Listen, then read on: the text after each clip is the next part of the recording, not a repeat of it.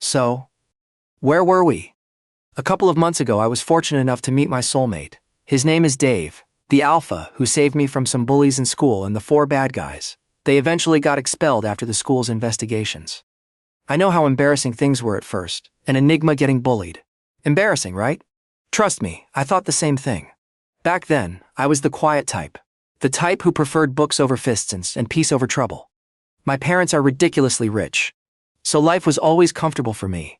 But comfort doesn't stop people from targeting you, especially when they think you're weak. And to be honest, I really looked weak. Slim body, thick glasses for my poor eyesight.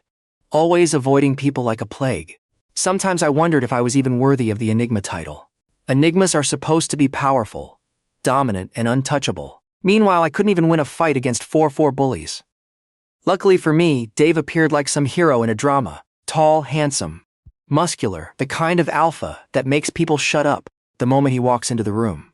The thought bothered me even more when I looked at Dave, because my baby Dave, the handsome alpha, who everyone secretly admired, but pretended not to stare at too long, actually had more muscles than me, which was both impressive and mildly humiliating at the same time. If a strong wind blew too hard, I might actually fly away. Now don't get me wrong, Dave never once made me feel small. In fact, he was the exact opposite. Always walking beside me in that calm, confident way of his, occasionally flicking my forehead whenever I overthought something, and telling me to relax before my brain exploded like a badly coded computer program. We became practically inseparable, sitting together in lectures, sharing lunch, sometimes arguing over which movie to watch in my campus apartment, while Dave complained that my taste in films was suspiciously terrible. And before we even realized it, people in school had already started whispering, "Those two are definitely dating." Every time I heard that, my ears would turn red. Dave would just smile and throw his arm around my shoulders like it was the most normal thing in the world. I swear he enjoys watching me panic. But something else started bothering me. A new student transferred to our campus, Evan Giggs, the spoiled son of the state commissioner. From the moment he arrived, he started acting like the entire university belonged to him, throwing orders around, pushing people aside, treating Omegas like accessories. I watched him one day from across the courtyard, and something inside me snapped. He reminded me too much of the people who used to bully me. That day, I quietly added his name to my blacklist. Evan Giggs, enemy territory, and honestly, he became the final reason I decided to change my physical looks. So during the first campus break, while everyone else was on vacation relaxing and posting beach photos, I was suffering at the gym. Day 1, I nearly died. The trainer looked at me like I was made of glass. "Are you sure you want to do this?" he asked. I said, "Yes." 5 minutes later, I regretted every decision I had ever made in life. My arms and legs were shaking. Even my soul was shaking. But I refused to quit. Day after day, I kept going. Weights, push-ups, running.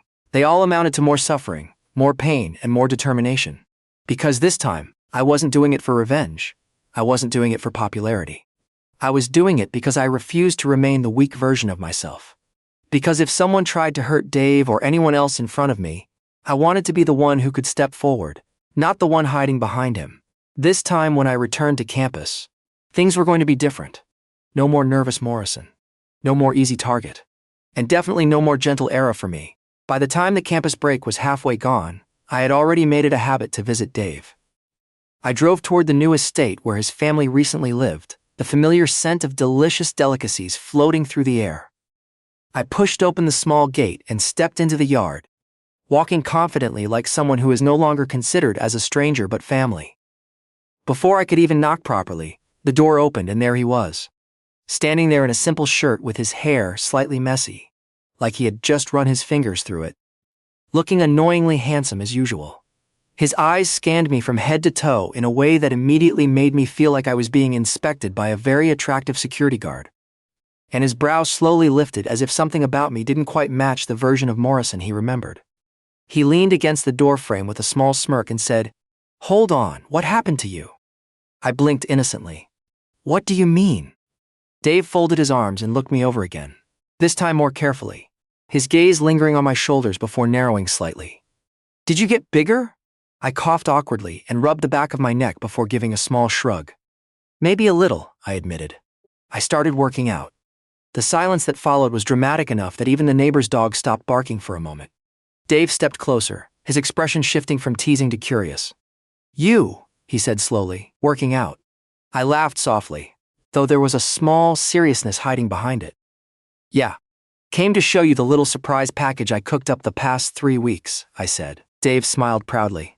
I got tired of being the good guy who hides behind you every time something bad happens. For a moment, Dave didn't say anything, and then he suddenly moved closer until the space between us almost disappeared. Before I could even react, his fingers gently lifted my chin, tilting my face upward so I was forced to meet his eyes. Dave's gaze softened in a way that always made my chest feel strangely warm. You don't need to change anything about yourself, he said quietly. I love you exactly the way you are. My heart immediately did something very unprofessional inside my chest.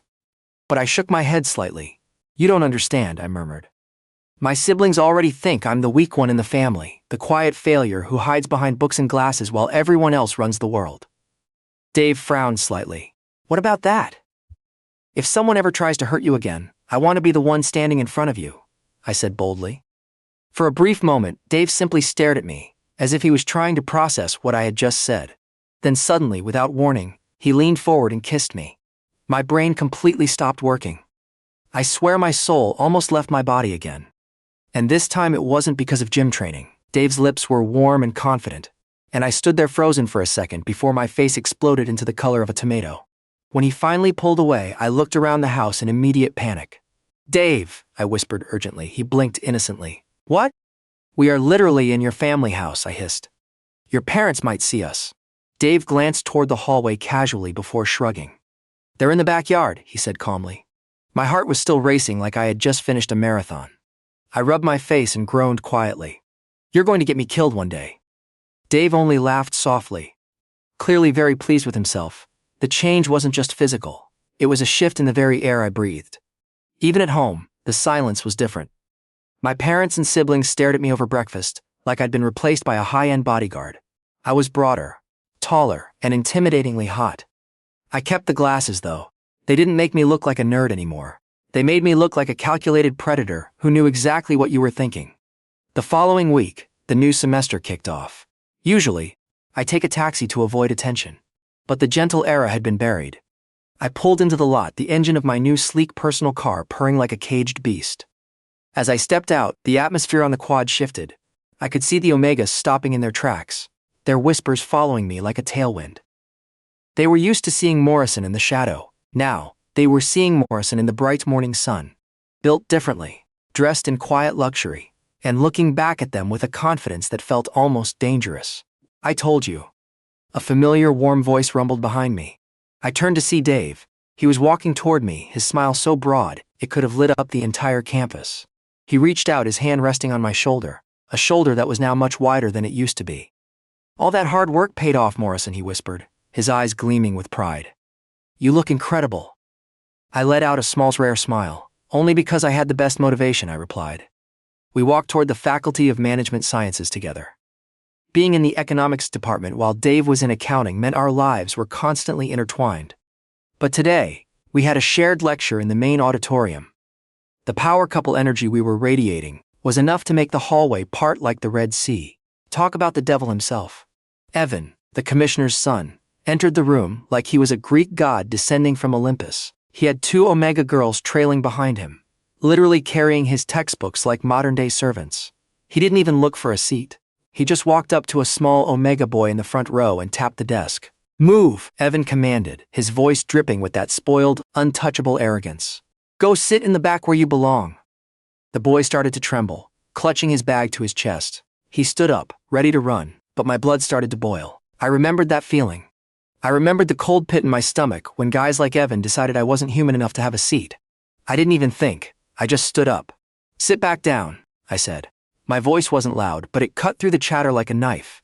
The room went dead silent. Evan froze, his head snapping toward me. He looked me up and down, his eyes narrowing as he tried to process who I was.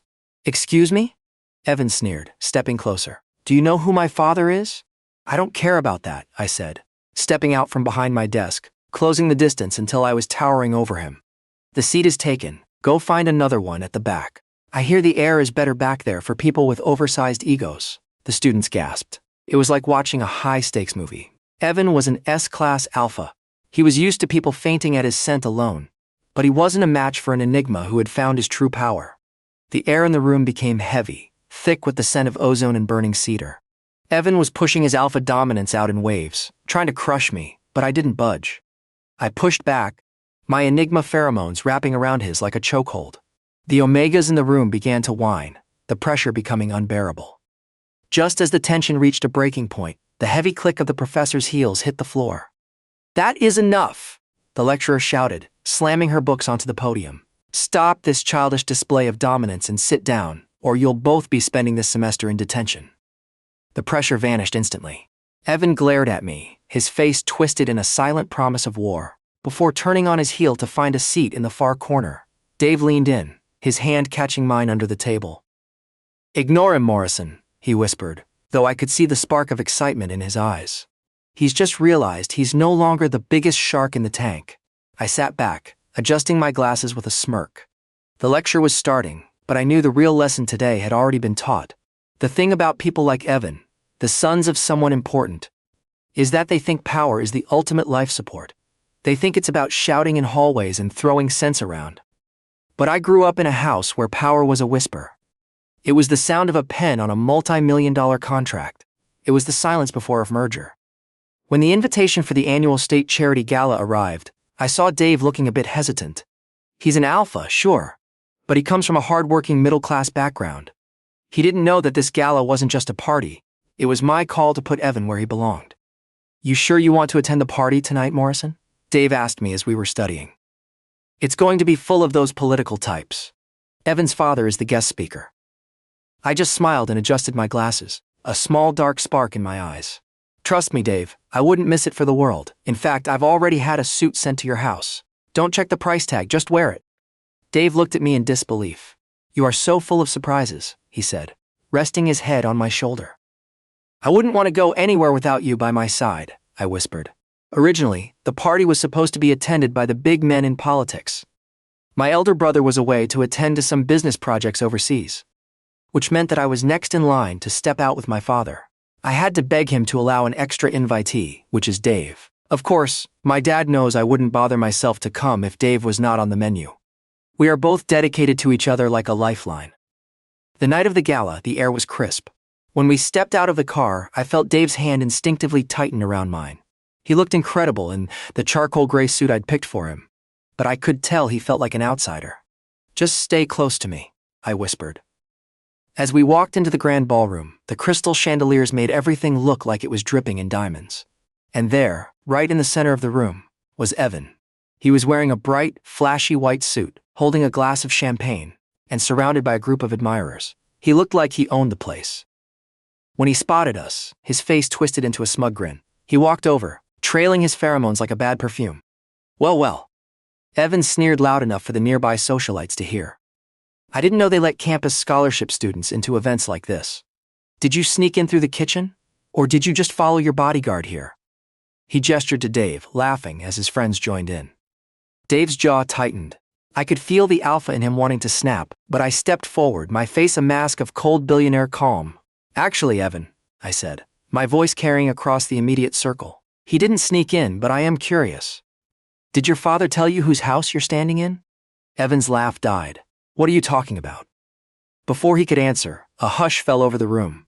My father, the man whose name is on the side of half the skyscrapers in this city, walked down the grand staircase. He didn't head for the commissioner. He headed straight for us. "Morrison," my father said, his voice booming with pride as he put a hand on my shoulder. "I was wondering when you'd arrive, and this must be the Dave you've told me so much about." The silence was absolute. I watched the blood drain from Evan's face until he was as white as his suit. "Evan," I said softly, leaning in so only he could hear. "My father is about to decide whether or not to fund your dad's next term. If I were you, I'd go find a very quiet corner and stay there for the rest of the night. Or maybe go check if the air is better in the kitchen." The color in Evan's face faded as he grumbled and walked back to his annoying friends. Dave and I slipped out onto the balcony, the music from the ballroom fading into the distance. He let out a breath he'd been holding for an hour. "You're a terrifying man, Morrison." Dave laughed, pulling me into the shadows of the stone pillars. "A billionaire Enigma? I think I'm in over my head." "You're the only one who isn't," I replied, reaching up to straighten his tie. Because you liked me when I was just the nerd in the hoodie. In the moonlight, Dave looked absolutely stunning. He smiled softly and leaned down, his forehead resting against mine. I should have known that a snake like Evan wouldn't just crawl away into a corner. While I was standing there discussing the future of our family's holdings with my father, my eyes kept drifting back to Dave. He looked so regal sitting there, even if he was just nursing a glass of water. "Go sit with him, Morrison," my father said with a knowing smile. I nodded, but as I turned to walk back, I saw a waiter placing a fresh glass of red wine on Dave's table. Dave looked up, surprised. But the waiter pointed toward the bar as if it were a gift. Dave, being the polite alpha he is, drank wholeheartedly. I was still 20 feet away when I saw his expression change. He didn't just look uncomfortable, he looked haunted. He clutched his stomach, his face going pale, and before I could reach him, he had stumbled toward the hallway leading to the private restrooms. By the time I got to the table, he was gone. I picked up the glass and my Enigma senses immediately flared. It wasn't just wine. There was a sharp chemical undertone. Something designed to trigger a forced, painful reaction in an alpha. I pulled out my phone, my heart hammering against my ribs. I called him severally, but no answer. That was when I felt it. From the direction of the hallway, a massive, unstable wave of alpha pheromones began to leak into the ballroom. It was Dave, but it wasn't the Dave I knew. It was sharp, explosive, and agonizing, like he was being forced into a premature rut. The guests around me began to murmur, the Omegas in the room looking distressed as the air became thick with Dave's uncontrolled power. My vision tunneled. I didn't care about the gala, the donors, or my father's reputation. I walked straight through the crowd, people parting for me like I was a tidal wave. Evan didn't see me coming until I was right in his face. I didn't say a word. I just reached out and grabbed him by the lapels of his flashy white suit, hoisting him upward until his toes were barely touching the marble floor. The Omegas around him shrieked. Evan's smug laughter died instantly, replaced by a look of pure terror. "Where is he?" I hissed. My voice was a low, vibrating growl that seemed to rattle the chandeliers. Evan tried to maintain his smirk, though his hands were shaking as he tried to pry my fingers loose. "I don't know who you're talking about, Morrison." "Liar," I growled. "Where is Dave?" I repeated. "Why would I care to know about your boyfriend's whereabouts?" Evan sneered. "Maybe he just couldn't handle the high life."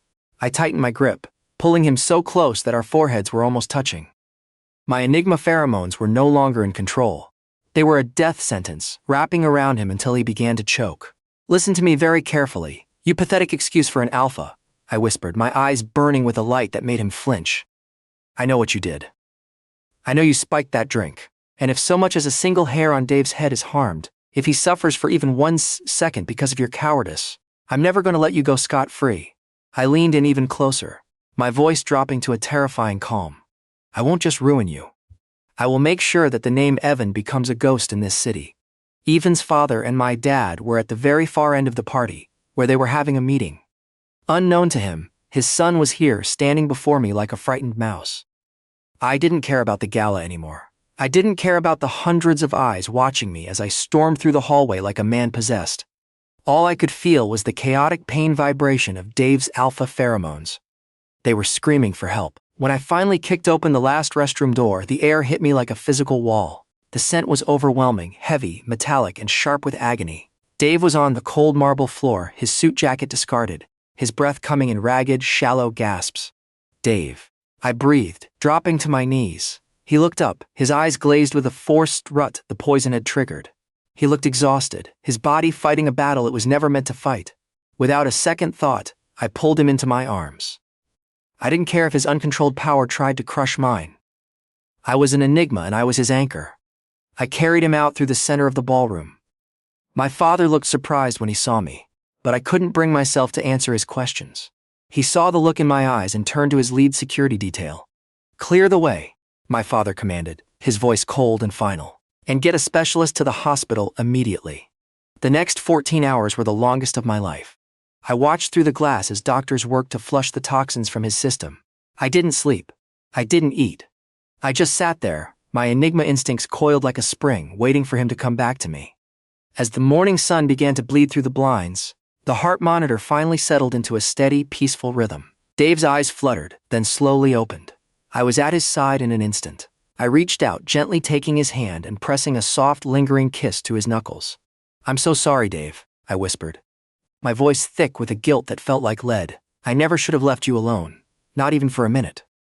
Dave gave a weak, tired smile, his fingers squeezing mine with whatever strength he had left. It wasn't your fault, Morrison, he rasped. I saw the waiter. I should have known. I'm positive Evan did something to spike that drink. But I don't have the proof, of course. He's the commissioner's son. He's a professional at hiding his tracks. I turned back to him, my glasses catching the morning light. Evan thinks he's playing a game of politics. He forgot who he's playing against. I walked to the door and signaled to the 2 guards standing outside. They were my father's best men who knew how to find things that didn't want to be found. I want the waiter found. I told them, my voice a low, terrifying calm. I want the security footage from the kitchen, the bar, and the hallway. I want every bank transaction Evan has made in the last 48 hours. If there is a single digital footprint, a single whispered conversation, I want it on my desk by sunset.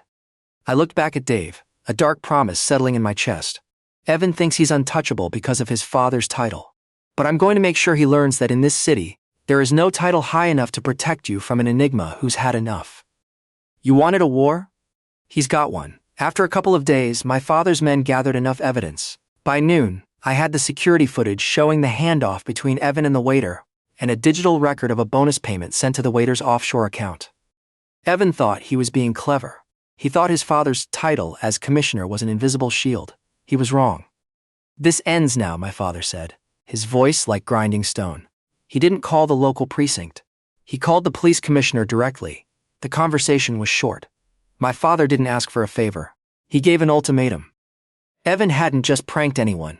He had used a controlled substance to induce a medical emergency. If it had been actual poison, Dave could have died. The commissioner knew that if he didn't act, my father would use his entire billion-dollar network to dismantle the department.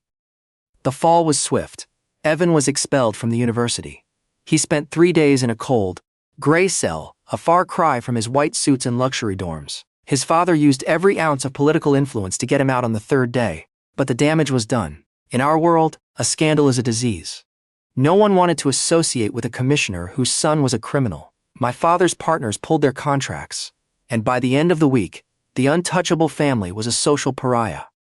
But I didn't care about their ruin. I only cared about the one person resting in my home. I took Dave to my personal estate, a place far away from the whispers of the university. For the first time in weeks, I didn't want a chef or a servant to handle things. I wanted to do it myself. I spent the evening cooking for him, the scent of fresh herbs and searing steak filling the air. Dave sat at the island watching me with a look of pure adoration. He looked better, his strength returning. But there was a lingering intensity in his eyes. It smells amazing, Morrison, he said softly as I placed the plate in front of him. We ate in a comfortable, intimate silence, the moonlight reflecting off the pool outside. After the meal, Dave stood up, but he was a bit unsteady. He leaned against the counter, his breathing hitching. Morrison, back there in the ballroom when the rot hit me, I felt like I needed you so badly. It was agonizing trying to control it. I didn't let him finish. I reached out, my arms sliding under him as I lifted him into a bridal carry. He was an alpha, built and strong, but in my arms he felt safe. You don't have to control yourself anymore, Dave, I whispered, my voice vibrating against his chest. You're home now. I carried him toward the master suite, the only sound being the soft thud of my footsteps on the plush carpet. I laid him down gently on the silk sheets of the bed, hovering over him. I leaned in, my glasses sliding down my nose as I captured his lips in a kiss that tasted like a promise. It wasn't the kiss of a gentle nerd or a cold billionaire. It was the kiss of an Enigma who had found his soulmate. I promised you once that I'd step up my game, I murmured against his lips, my hand cradling his face. I'm never letting you go. And I'm never letting anyone hurt you again. I will always protect you. The war with Evan was the last time anyone dared to test us. For the rest of our university years, Dave and I were a fixture. The Enigma and his alpha, moving through the halls of the economics and accounting departments like we already owned the world. We didn't just graduate, we dominated. And on the day we walked across that stage, degrees in hand, I didn't just see a diploma. I saw the beginning of our real life. My father didn't just give us jobs. He gave us an empire to build together. We spent the next year working side by side in the heart of the family company. With Dave's precision in the numbers and my Enigma instincts for the market, we were unstoppable. The staff used to whisper about how we worked. We didn't even need to speak. A single look from Dave across the boardroom, and I knew exactly what he was thinking. We weren't just partners in a company. We were 2 halves of a whole, One evening, after a particularly long day of closing a major merger, the air felt different. It felt heavy with the same magic I felt the first day Dave saved me from those bullies. I turned him around to face me. He looked tired, but his eyes were full of a peace I'd spent my whole life looking for. "Dave," I whispered, reaching into my pocket. "You saved me when I was a shadow. You stood by me when I became a storm. I don't want to spend a single second of this life without you by my side." I dropped to one knee, holding out a ring that caught the dying light of the sun, a band of black diamond and platinum. "Will you stay with me? Not just as my partner in the office, but as my husband?" Dave didn't even hesitate. A tear escaped his eye as he laughed, pulling me up before I could even finish. "Always, Morrison, it's always been you." I pulled him close, our lips meeting in a kiss that tasted like every victory we'd shared and every challenge we'd overcome. The gentle era was long gone, and the billionaire war was won. Now there was only us and us meant forever. And that finally wraps up part 2 of Morrison and Dave's journey. I honestly loved seeing Morrison finally embrace his Enigma power to protect the person who first stood up for him. It just goes to show that true strength comes from the heart. It's not just the gym, okay? So I want to say a huge thank you to everyone who supported part 1 of this story. Your comments, your likes, your subscriptions actually helps me shape the direction of this transformation. And I'm putting in a lot of work into the quality of these visuals and the storytelling to make sure you guys get the best experience possible. If you enjoyed the glow up and the justice they finally got, please hit that like button and subscribe. It really helps the channel grow. And before you go, let me know in the comments, did Evan get what he deserved or was Morrison too easy on him? I'll be reading your replies. So until next time, see you guys. Stay safe, God bless you, bye.